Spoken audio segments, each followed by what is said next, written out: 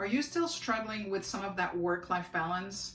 I know we've been working from home for a while, and even though it seems like maybe things are starting to settle a little bit, I thought maybe it would be good to go through what I think are kind of the 8 things that help to keep that balance going while you're working from home. And I know you have a lot of responsibilities. Some of you, I'm sure, have children. I don't happen to have children, so I can't speak from that perspective, but really being able to share with you some of the things that I know have helped me to have that balance while working from home. I just want to share that with you because maybe there's something there that you can learn, that you can apply in your own life. So the first thing that I wanted to share is the importance of having a morning routine, right? Because having a morning routine really sets you up for the day. I know when I skip my morning routine, and it doesn't have to be long. I'm not talking about hours and hours of morning routine. It can be 20 minutes if that's what works for you. It can be an hour, whatever it is. It's a way for you to start the day, one, doing something nice for yourself, but not start the day being crazy and being harried. You know, it's like you've hit the snooze button 15 times and oh my God, you know, I gotta be at work in 15 minutes and I haven't showered yet. It's really about giving you that time to settle into the day and really think about yourself, but how you want to show up for yourself. And when you have that me time in the morning, you're much more balanced, you are much more even, you're less likely to fly off the handle or get frustrated by things at work because you approach your day with intentionality. So having that morning routine is hugely, hugely important. Now, the second thing is shower and get dressed, right? How many times have we seen on the internet people that, you know, are business on top and, you know, party on the bottom? No, show up. You're at work. You're supposed to be at work. That means if you're, you know,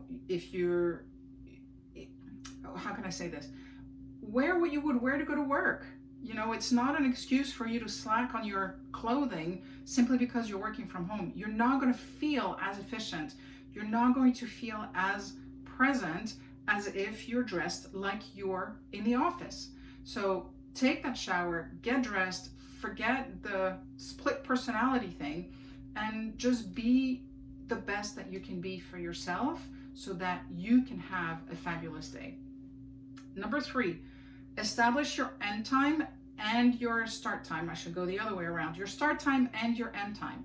Because what I found was that the days seemed to blend into one big long day that never ended. Because, you know, sometimes you start off, you know, the alarm goes off, you start with your email, and then you take a break, and then you take a shower, and then you read your emails, and then you have your coffee, and then you start. And at the end of the day, you say, okay, whatever, you can say 5 o'clock, but you could have evening calls. You can have, you know, things that you didn't get to that you try to catch up in the evening. So marking that time as your dedicated work time is going to make it feel, it's going to give you some guardrails so you stay on track. You're less likely to slack off. You're less likely to be distracted during the day. But it also gives you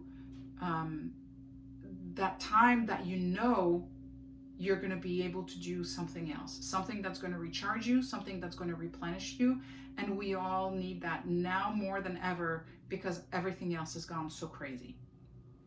Number 4, work in block time. So when you have meetings, that's a block time. But if there's something that you need to do, like prepare a presentation, prepare for a core pitch, prepare for whatever it is that you've got going on, a meeting, you know, future meeting with a client, whatever the case may be, set some specific time and work in that time. So, and what I would recommend is working in blocks of 50 to 75 minutes time, if that fits within the schedule. And one thing that I used to do, which worked out pretty well for me to be able to have those focus times, mark some time on the calendar for you not to have meetings, right? Meetings are always going to happen, but it doesn't mean that you have to participate in every single meeting, especially not if you have a, you know, deadline looming where you need to actually get something done. When are you going to do it if you're back-to-back meetings between 8 o'clock and 5 o'clock at night? You're going to do it on your off time.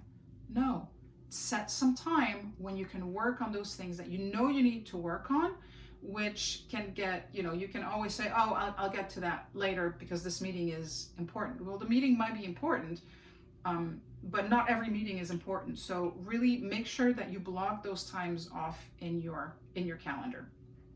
Number 5, make time to meditate or do some breathing exercises. So meditation could be a part of your morning routine. It could not be a part of your morning routine, but as you're going throughout the day, you need to find moments where you can recharge, right? And a quick meditation or a quick breathe and bounce exercise is a great way to actually do that. So you get some oxygen in your brain, it makes you feel revitalized, it makes you feel energized, and then you can take on your next task. Number 6, get some exercise in. How many times have I been in the office where I literally sat on my butt for 6 hours straight because I was working on a presentation? That's where your block time is going to help. That's where your end time or start time and end time is going to help. That's where you need to put those boundaries so that you can be healthy for yourself and you can keep going. So between the block time, the recharging time, and then getting that exercise, whether it's first thing in the morning, because if you don't do it first thing in the morning, you're not going to do it at 6 o'clock at night. Whatever shape that takes, take some time for yourself. Number 7, eat well. Be prepared. Have food in the fridge that is going to support having energy throughout the day.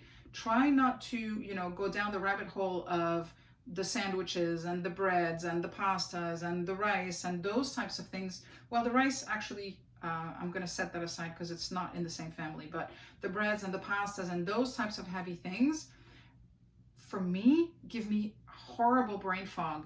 And that's why I used to feel knackered in the afternoon. If I had lunch at noon, by 1 o'clock, 1:30, I was like ready for a nap.